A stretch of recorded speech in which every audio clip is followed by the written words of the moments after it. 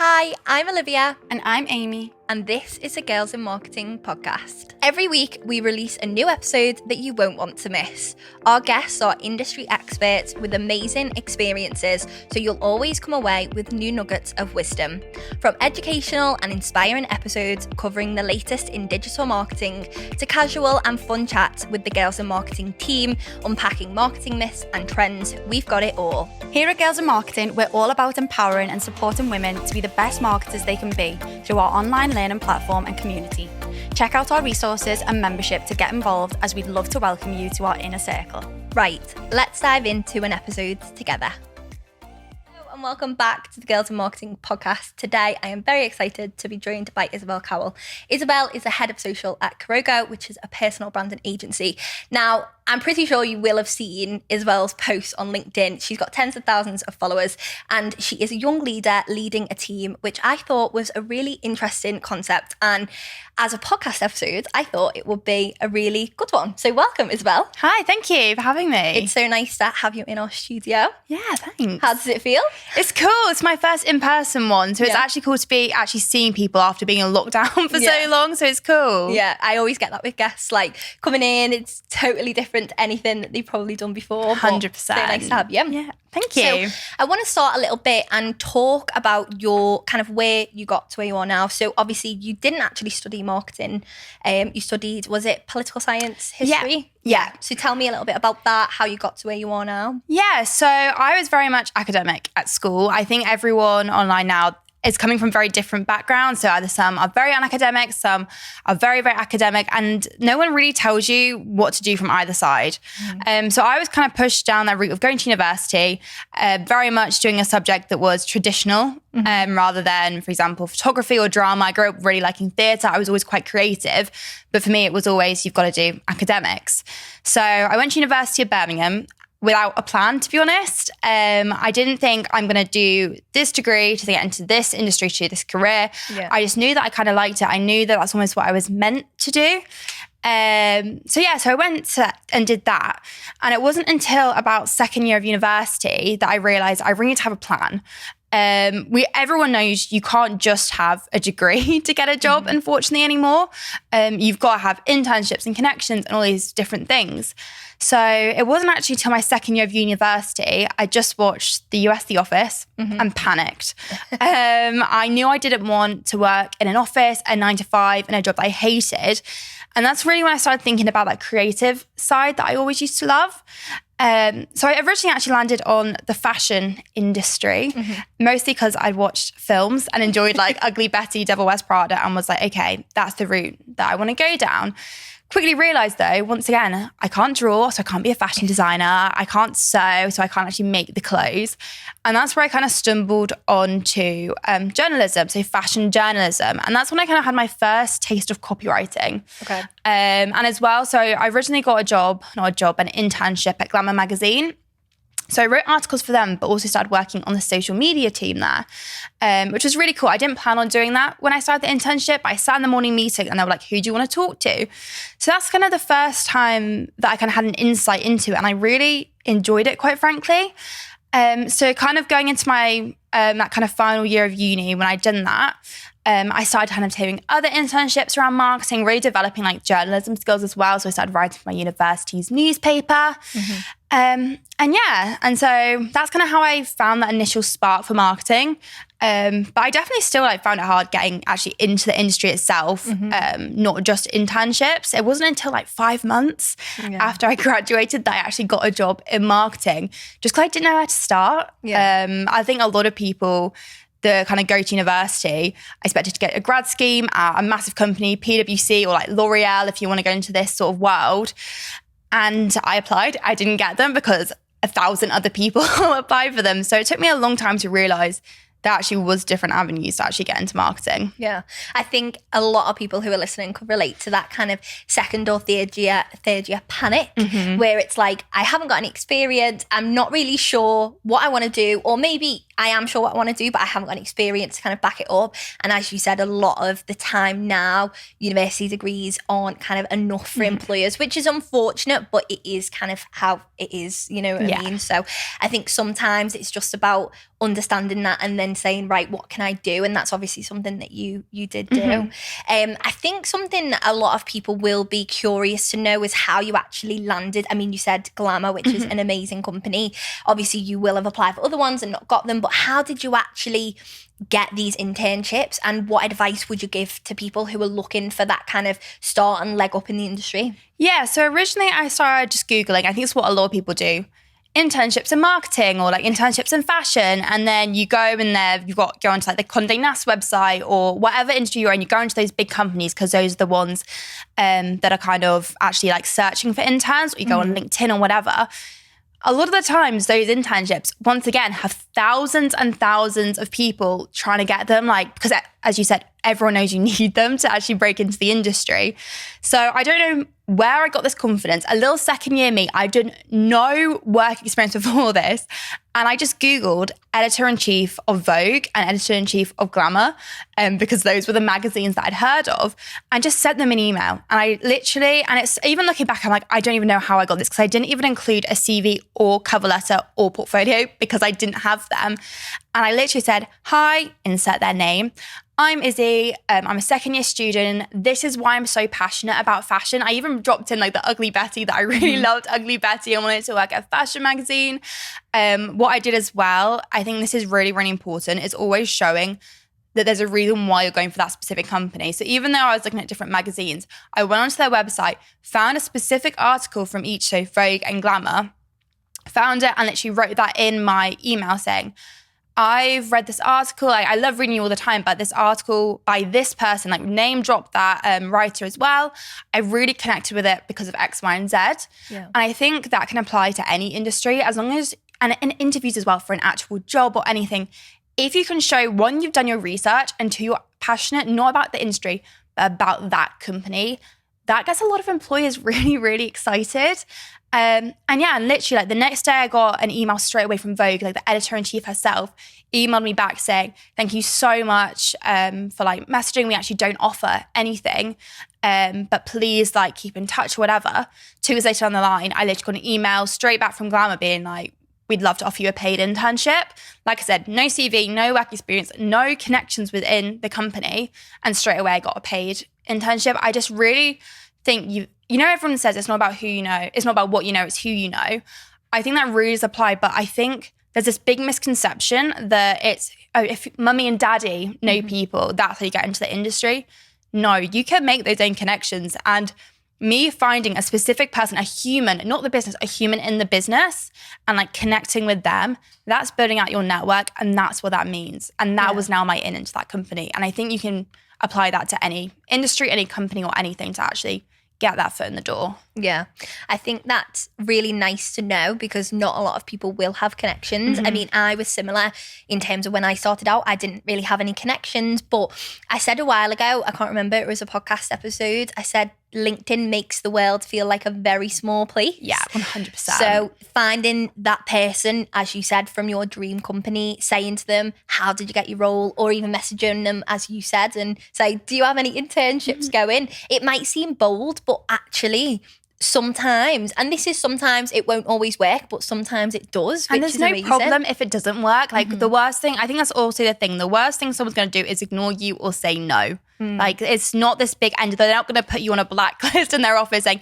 don't hire this person, they're too bold. No, they just will move on. And who knows, like the next person might say yes, so you might as well do it. Yeah, and it could be a connection for future as well. Exactly. I was looking through my LinkedIn messages the other day, and I scrolled, I found this person, I haven't spoken to them for literally years, since I was at university.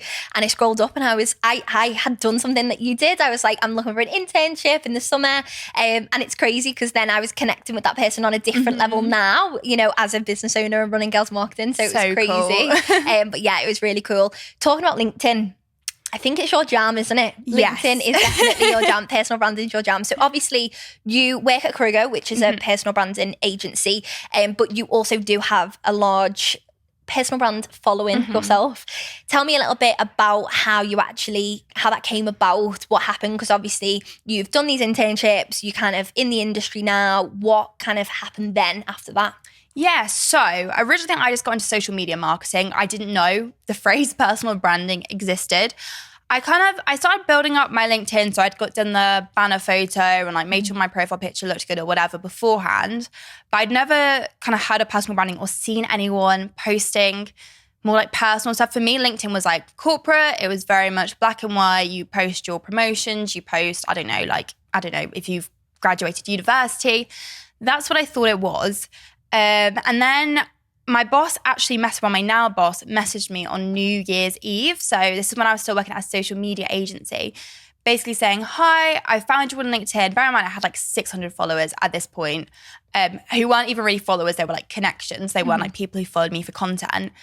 And he said, do you want to apply for this personal brand management job? And I said, oh my gosh, yes, of course, sounds amazing. When I went and Googled, what is personal branding? What is personal brand management? And that's kind of how I started, was out of necessity, if I'm being honest. Like, it seemed like a really cool company. I really wanted to get involved, and I was like, I need to figure out how to do this. I have 3 weeks between now and the start day of this job. I need to start posting, or else I'm just going to show up on day one and know nothing.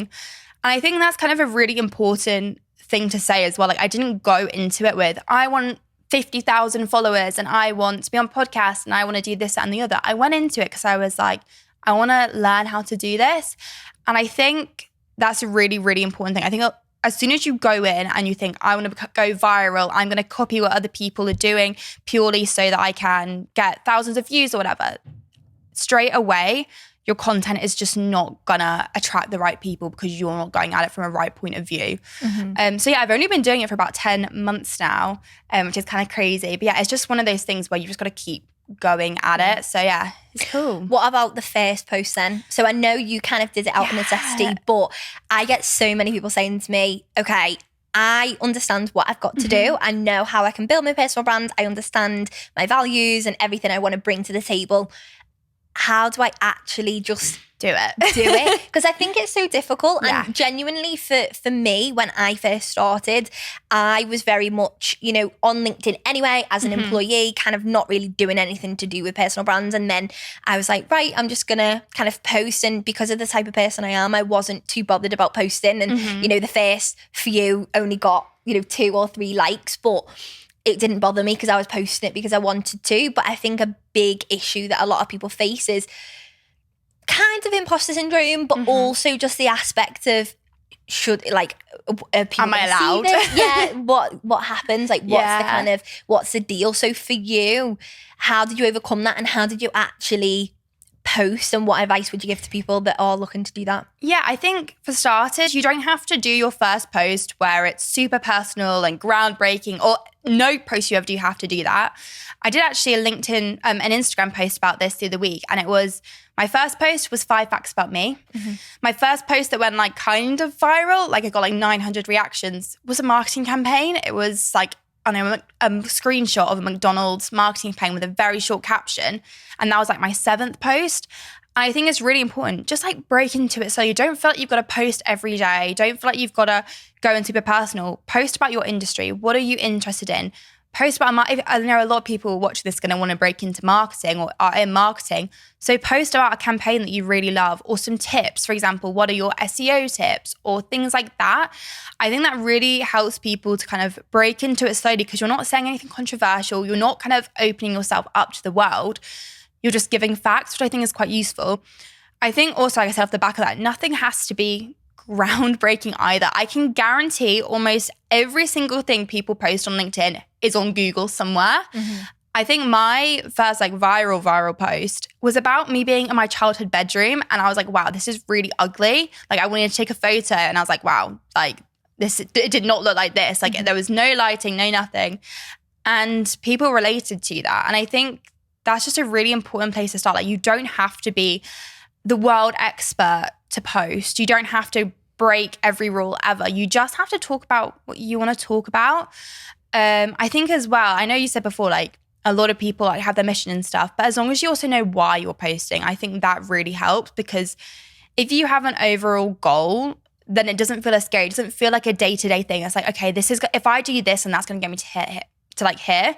And that's kind of why I started posting, was because I knew I had to. And I knew that if I continued to do it, it would get me there. And I don't think I've ever necessarily had imposter syndrome when it came to posting as like just posting on its own. Maybe about the stuff that I'm talking about, I have imposter syndrome.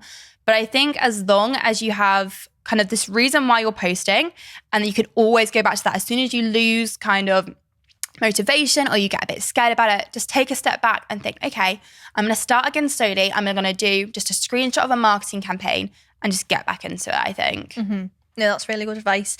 I think as well, people do think that they have to be groundbreaking. And I say so many times, literally iterating what you just said, this stuff is available other places. You can speak about whatever you want. Obviously, when you get to the point where you want to talk about personal things, it will be quite personal, but it doesn't have to be, and that's not the point. It becomes personal when you want it to be, but at the beginning, it definitely doesn't have to be, which is always nice, because I think there's a lot of things about being personal, which is nice, but not a necessity, I don't think. No, not at all. Yeah. Just being kind of authentic. It's that key word of being authentically yourself and kind of showcasing who you are and what you're about, and it doesn't have to be super personal. I think as well, a lot of people, as you just said, they get the word authentic mixed up. They think authentic is posting a crying selfie, or they think it's telling my whole life sob story. That's not authentic, because if that's not you, I'm quite personal, because I'm the person that's, let's say we were in a restaurant bathroom, I bet, oh my God, I love your clothes, and this is my life story. Like, that's just me. I always say I'm a chronic oversharer. And so that translates into my LinkedIn content. I will tell anyone and everyone what happened yesterday, or I'll be like, oh my God, I just had a breakdown and now I'm fine. And my friends are like, okay. Whereas not everyone's like that. And if that's not you, then posting about that is not authentic. And I think that's where people get mixed up with that phrase. Yeah. Now, talking a bit more about personal branding then, I know it definitely helped you with getting your role, but so many people talk about it from an employability perspective. How kind of effective or important do you think it is to have a personal brand in regards to getting a new job or kind of boosting your employability? I think it's so important. For example, I genuinely don't think I need to go out of my way to go through a traditional job application system again. I get, probably this year alone, I've probably had maybe like 30 people reaching out saying, would you like a job at my company? And I've been offered jobs without an interview or anything. And it's because people know you. The whole point of an interview, the whole point of sending in your CV is so that people can get to know you, understand your skills and how you can impact their business. If they see you talking about that every single day, they're not even going to question it. And as well, you have every single day to make that point rather than a 45-minute interview. I think as well, I know a lot of people, for example, one of my friends, her younger brother, so she posts on LinkedIn and her younger brother just graduated uni. And she was like, do a post. Like, she got him with a photo, and at the end he said, I'm looking for a job. And she, to be fair, because she's got a great network, we all commented, I commented, like commenting for reach. He got a job in a week and is now working in a big skyscraper in London purely from one LinkedIn post.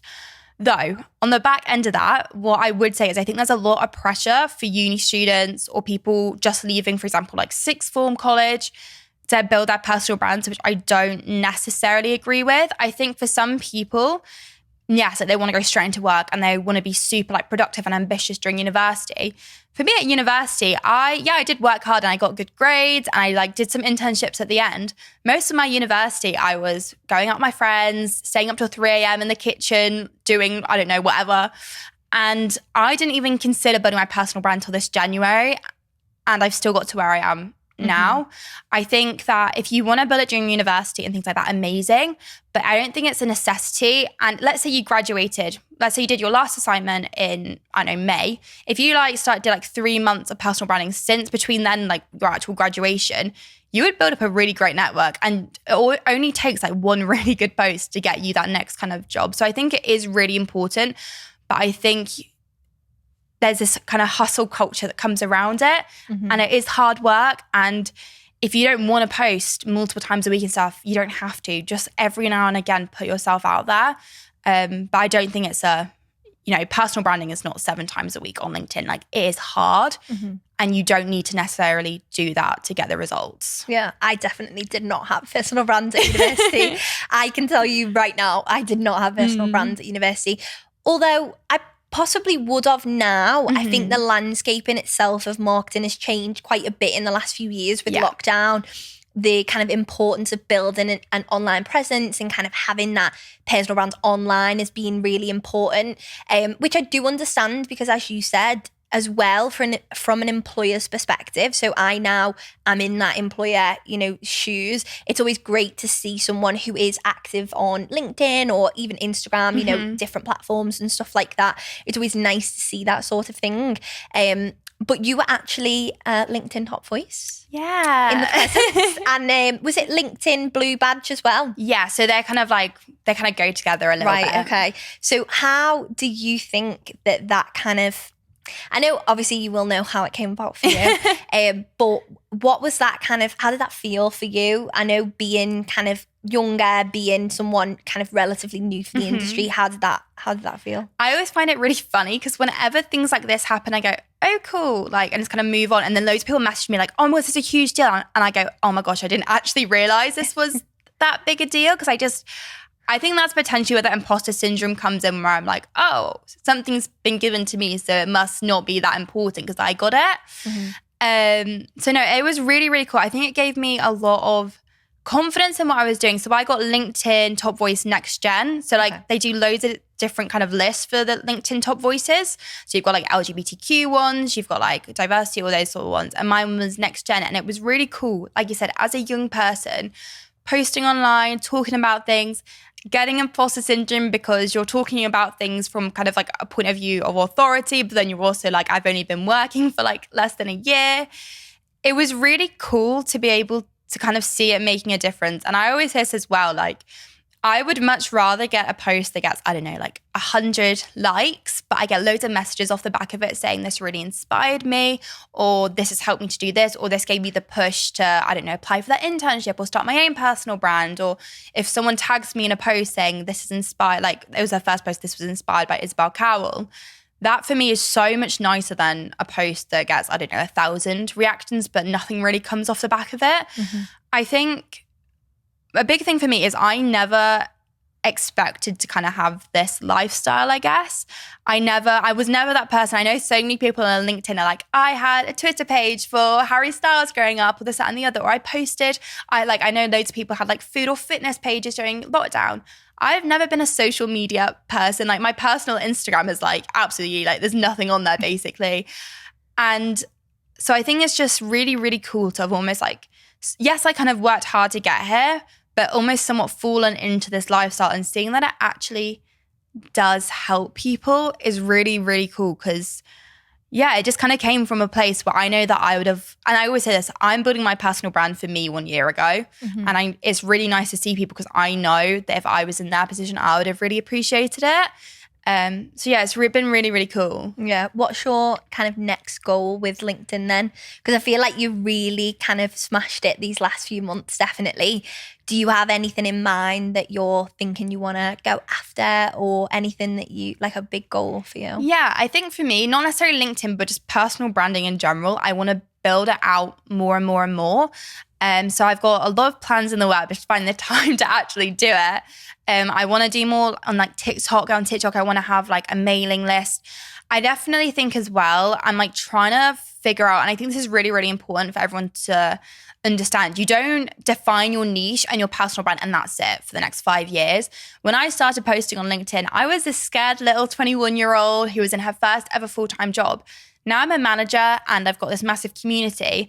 And so the advice I'm giving has kind of changed. So I think looking at, for example, those other kind of ventures I want to do, it is going to be going down a lot more of that route of showing people, and this has always been my mission, is showing people they can do more than they expected. They could, like, I genuinely thought I was going to have to slowly climb my way up through very small marketing agencies rather than just being able to actually take control of my own career. So I think for me, that's going to be a really big mission, and expanding that beyond LinkedIn to actually start building out a larger community around that mission, I think. Yeah. And talking about being a manager. Yeah. So that's something that obviously we've had to chat about before. Being a kind of young leader myself, I really am inspired by your journey. I think it's really great. You are the youngest person in your company, but you are also a manager in that company, which I think is amazing.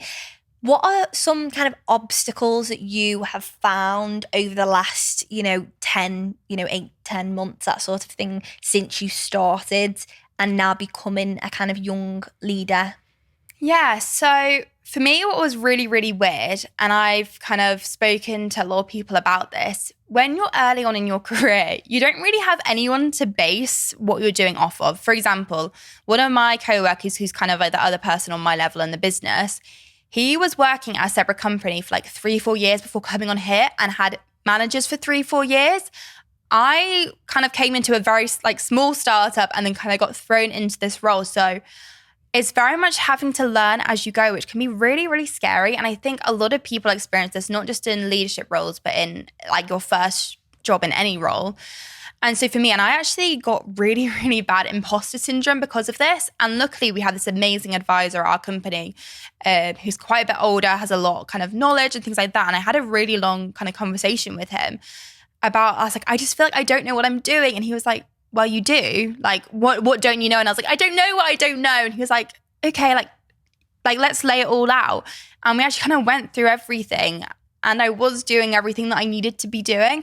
So for me, I think it was just a lot of imposter syndrome of just not knowing if I was on the right track, which is so kind of weird, I think, as well, because I'm like quite proud of a lot of stuff that I've done as a manager. And I think a big part of that was I always reflect back on how I felt as an employee and like what I needed. So I've done a lot to do with like mental health in the business, and like really like thinking like, I know for me, I've got quite a lot of anxiety.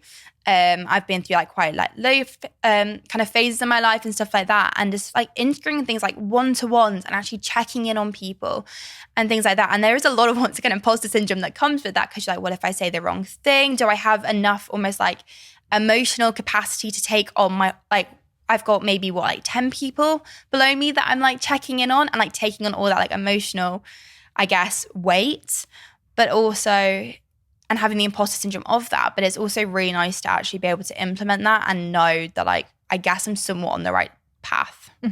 Yeah. And as well, you wouldn't have been given that role if they didn't think that you were capable of it. Yes. It's true. And I always think that, any roles previously because I've worked full-time and freelance as well, anything I've ever done, sometimes, you do kind of face that imposter syndrome, but it's also, you wouldn't be doing what you're doing without someone else saying you're capable of doing that. So for me, having someone saying, we want you to lead on, not necessarily even a team, because sometimes, people within our community say, oh, I want to do a campaign or I want to do a strategy. If your manager or your boss says, I really think that you can lead on this, I know that this is a strong point, I think that's a really nice thing, and almost kind of shouldn't impact imposter syndrome if possible, because it kind of gives you that edge of someone believes that I'm able to do it, which is always nice. I think as well, imposter syndrome isn't necessarily the worst thing in the world if it's not crippling. Like there's a difference. Like I definitely went through a phase where I didn't even want to get out of bed because I was like so scared to do the work. But I think there's also an element of imposter syndrome where it's like, I feel like a lot of us, most people would find it really, really boring if they were just like, I can do this in my sleep. Their job, if you can just be like, I can do it in my sleep.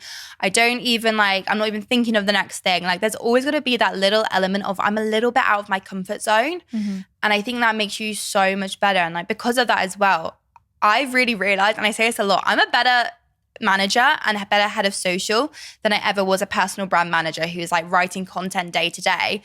I actually found that I really enjoy leadership, and it's out of my comfort zone. But I think like my boss and stuff could see that like from day one, I was always the one, like I would come with opinions on a lot of things and like actually like speak up in meetings, and I like taking things on. And so I just think, you wouldn't be given an opportunity if you couldn't handle it. But I also think we need to give ourselves more credit for how uncomfortable we can actually get, like to actually get outside our comfort zone. Yeah. And you mentioned that you lead kind of 10 people, which is crazy. Yeah. What does a typical day look like for you then? Because I think being a manager is different across companies. but what does being a manager look like in Kurogo and for you as kind of Isobel? Yes. So I think for me, and this was quite unexpected, so many meetings, so many meetings, because I have one-to-ones and we have team stand-ups. And not only am I a line manager, I'm head of social. So I do a lot of onboarding of clients. Then within that comes a lot of meetings. Next week, I've got everyone's monthly kind of like one-to-ones and things like that. And that's something I'd never experienced before. Before I'd always be like, I love meetings, and I still do, but definitely trying to balance life and like as well, just like how draining just being on like a computer, because I work fully remotely as well. And that's something that I think's very specific about a remote company is every single interaction I have with my team is online. And which means that I also need to actively book in those virtual meetings, even if it's like half an hour, 20 minutes every week, especially like the newer hires, because for me as a manager, it's so important that they feel like they can come to me with anything. If it's a small question, if they're burnt out, if it's actually about content, anything, I want them to be able to come to me. But I think one thing that's like a pet peeve when it comes to managers being like, oh, we have an open culture, you can come to me with anything, but then they don't make the effort to build that relationship. If my team, like one of my team, don't feel like they know me and we've not had conversations about their weekend and had a bit of a laugh as well as help them with content, they're not going to come to me. So there's a lot of meetings.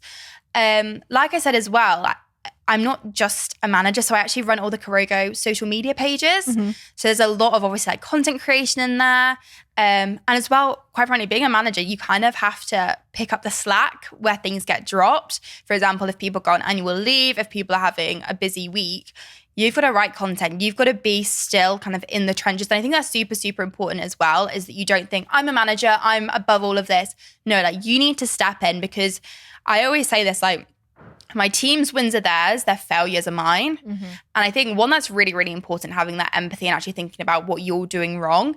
But as well as also like, right, I'm on your team and I'm here to support you. So there's a lot of just last minute, drop everything and like help people out, which I really love. I love that I'm able to do that, because when I started at the company, there was like 3 of us and we were all like, it's a startup and that's the nature of a startup. And it's really, really nice now that I feel like my team actually do have a support system, because I feel like I really needed that when I started, especially like most people are in their 20s in our company. It's hard, like in that, like your first couple of years at work.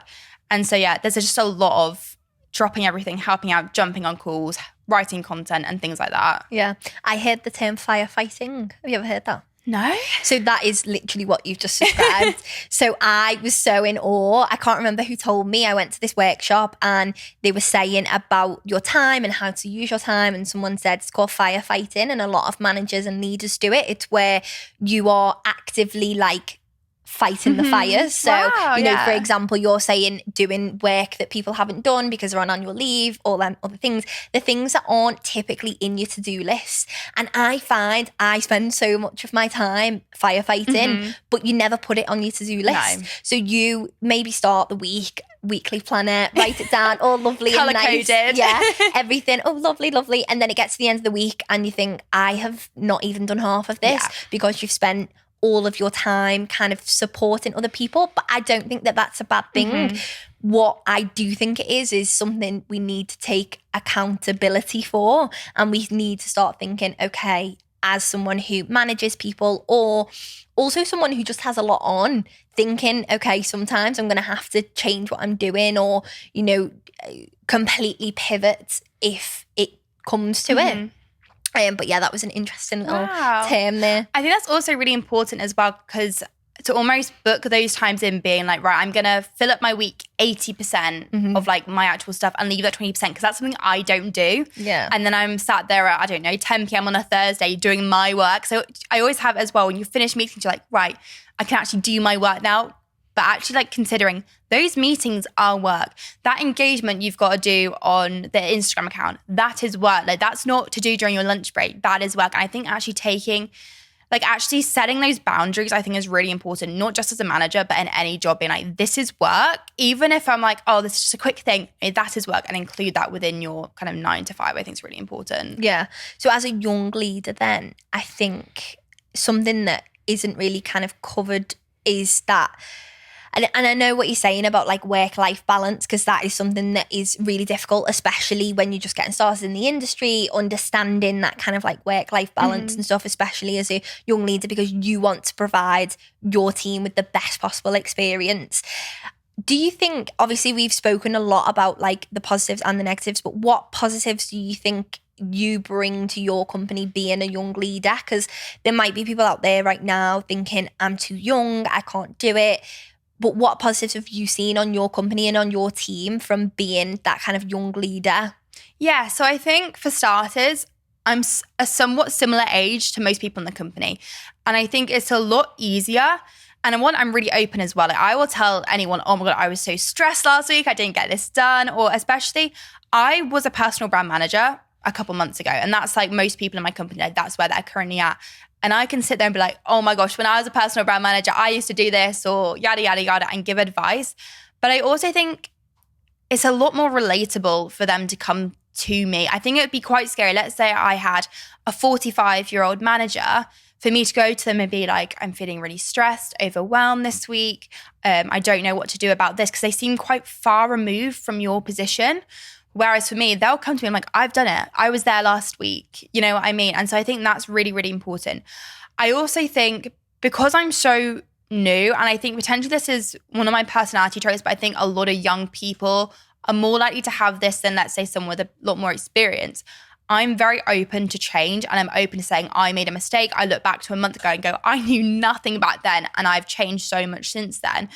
And because I'm not set in my ways. So for example, I started doing like one-to-one monthly reviews last month because I feel like we just need something to do with specifically content. And I think that we should start, I don't know, integrating something else. And I don't have that thing in me being like, well, I've been doing this for 30 years. I don't want to start it new. I'm like, no, let's try it. And I've read this book, so let's try this. And I think young people have much more kind of willingness to change because they've not deep. I'm sure if I've been doing this for 30 years, I'd be like, no, I know how to do it. Whereas like, I'm like, I don't know how to do it. Let's all figure it out together. And I think that transparency with the team as well. Like, I will say to them, like, I am not an expert. I'm figuring this out alongside you. Like, let's work on it together. After these one-to-one monthly reviews, send me a message on like what you'd want to include in that, or like anything you'd want to do differently. And I think it's just a real openness that I think a lot of young people have, and a willingness to try new things. And I think a lot of people, like I said, people are doing it for like a really long time, just don't have that same like adaptability, I don't think. Mm-hmm. I think feedback for managers is important regardless of how old you are. That's something that I really value within our team in particular is, you know, and as you said, I'm very similar in the way I'm very transparent with the team. Sometimes I know things, sometimes I don't, and it is what it is. And even if I'd been doing it for 30 or 40 years, there might still be things I don't know. And I speak to kind of CMOs and directors who are, you know, hiring people for TikTok or Be Real or all of these different platforms. And they say to me, I feel imposter syndrome because I feel like I am not in it anymore. I'm not in that marketing aspect. So I think, you know, as much as young leaders, we feel imposter syndrome, definitely the ones who are older and have been in the industry for a lot longer will also feel it as well. So just having that open rapport with managers is really important. Definitely. And as an employee, being able to maybe go to your manager and say, you know, I'd love to talk more about this thing. I'd love to chat with you about, you know, mental health, or I'd love to chat about how we can implement certain things within, you know, for well-being within the company. Because oftentimes managers, maybe like you and I, would think of those things. But if you are in a position where you have a manager who doesn't, who maybe is kind of, you know, been in the industry for 30 or 40 years, they want those people, they want those fresh ideas. So it's always nice to kind of know and see that from other people. I think it's really, really great. So I wanted to talk a little bit about imposter syndrome, because I know we've covered it before, but how are you kind of currently? So you said you do suffer with it, but not necessarily kind of in the aspect of I shouldn't be posting and whatever. It's more kind of, yeah, I think it's more of a backseat for you, but something that kind of comes out sometimes. Yeah. How are you currently overcoming that imposter syndrome? Yeah, so I like, it goes in like ebbs and flows. So for example, like last month I hit severe like burnout, imposter syndrome. I don't know if I can do this. And you do go into a bit of a hole. And I think it's made a lot worse with remote working. So there's loads of benefits to remote working. And I genuinely don't think I could go back to like full-time in an office anymore. But I think you really get in your own little head and thinking, I can't do this, or just, I don't know, you just think like you're doing something wrong. For me, like I said, I had that chat with our advisor, and actually just like taking a step back and think, right, what do I need to learn? Where are my kind of gaps in my knowledge? Because I think there's two sides of imposter syndrome that you have to address. There's the silly little voice in your head that you need to tell to be quiet. And you do that by looking at your strengths. You do that by talking to people. You do that by understanding that everyone experiences imposter syndrome and it's okay to have that. And it is just a little voice, and understanding that. But I think there's also an element that no one really speaks about. And that's like actionably thinking, how am I going to solve this? And for me, that was like, right, I'm going to figure out my gaps in my knowledge are, and I'm going to go to my boss, because luckily we have a learning and development budget for everyone. And I was like, right, I need to get more management books, and I want to maybe have a conversation with someone else in our industry that's head of social, and get some insight from them. I also decided to just, one thing that really, really helped me, because I know a lot of imposter syndrome from my role was, and I think a lot of people have this, especially if you work in a startup or you've been put in a manager position or just quite a senior position, or any position, to be honest, where you feel like you need to be adding value to your business and like moving forward. And it feels like really, really big tasks. And what I did is I made a sprints board, and I broke down every big task. For example, we're having loads of new services roll out to our clients that I'm in charge of. And that's so scary. But I only need to audit this account this week. And like just going through, and I think breaking those down, finding your knowledge gaps, and just making everything you're doing seem less scary, I think really as well helps with that little voice, because that little voice needs to go away.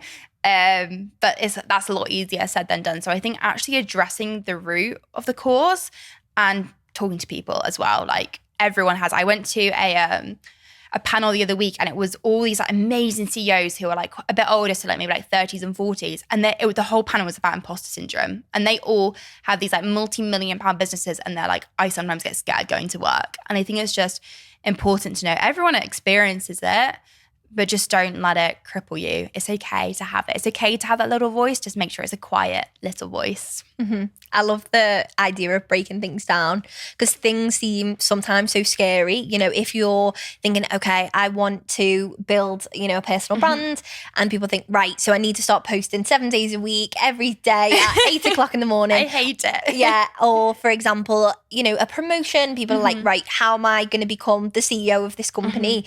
Actually thinking, right, what are the actionable steps for me to break down to get to where I want to be? Because there are actionable steps, and it will also help you feel more accomplished, because, okay, building a personal brand is great, but it might be, it might be a few months away. You might not build something so quickly. Obviously, you've had a lot of success with yours, but there are a lot of people who spend years building kind of thought leadership in the industry, and it doesn't come as quickly sometimes because certain people are doing certain things and it doesn't work, or, it's not doesn't feel authentic to them. And I think breaking it down and really thinking, okay, what are the steps to get me where I want to be is a really great tip. Yeah, I think as well, like I just said about personal branding, like how I would start would be like, right, I'm going to comment on 5 people's posts every day for a week. And then next week I'm going to comment on 5 people's and then message one of them. And just like having a little like tick list and ticking them off every single week. I think that's so much less scary, like you said, then, right, start your personal brand. Okay, where? How? Please give me advice. So I think, just being like, right, what's a small thing I can do today to get one step closer? And that's that whole like almost like atomic habits thing. Like you just have to get 1% better every single day. Yeah. And it's being able to like slowly get there and just not look at the big thing. But like I can be maybe on a big mood board, but like just doing little things. And I think do little things that you can do. Anyone can comment, but not everyone, but as in like, it's a lot scarier to them, like just build your personal brand. So just think about what can you do today. And I think that takes a lot of the imposter syndrome out of it. Yeah, no, that's amazing. So I want to finish today, because it's been a lovely chat with you. I want to finish. We always ask all of our guests, what advice would you give to yourself starting off in the industry? just for anyone who maybe is getting started right now, I know getting started wasn't that long ago for you. So maybe there'll be some really great advice there. But what have you learned in the last kind of year or so that you would say to yourself then? Yeah, I think don't limit yourself. Like I said, I very much was like, right, I'm going to have to get us to a small agency and work as a social media exec for 3 years and become a social media manager and slowly build up. That's not necessarily the case anymore. Like, you need to, one, I think especially marketing, you need to build your digital presence. And that doesn't have to be LinkedIn. That can be an Instagram page, a blog, a TikTok, anything, an email list. I just think getting yourself out there, building something that's your own. And that does not mean you have to be a founder. I'm not a founder of a company. I'm an employee, but I have something that's my own. And I think that's really, really important, because if I go, let's say tomorrow, the company I'm at just falls apart, or I want to move on in a couple of years or anything like that, I've got something that I can show for it. And that really does open a lot of doors as well. When you start building those digital presence, you'll build a network as well. And that is genuinely worth more than any money could buy, because not only can you learn from people, you never know who down the line is going to invite you on a podcast or offer you a job. So I think just building that online presence and don't limit yourself, I think is what's like in this current age is like what you need to do. Yeah. Thank you so much for coming on today. Thank you. Thanks so much for joining us for another episode of the Girls in Marketing podcast. We love hearing from you, so if you enjoyed this episode, leave us a review to let us know your thoughts, and make sure you hit the subscribe or follow button to be the first to hear when our new episodes released. Don't forget, if you want to get involved with Girls in Marketing, check out our membership to join our incredible community of marketers. Think marketing resources, courses, webinars, and more. Find out more on our website or drop us a message on any of our social channels at Girls in Marketing.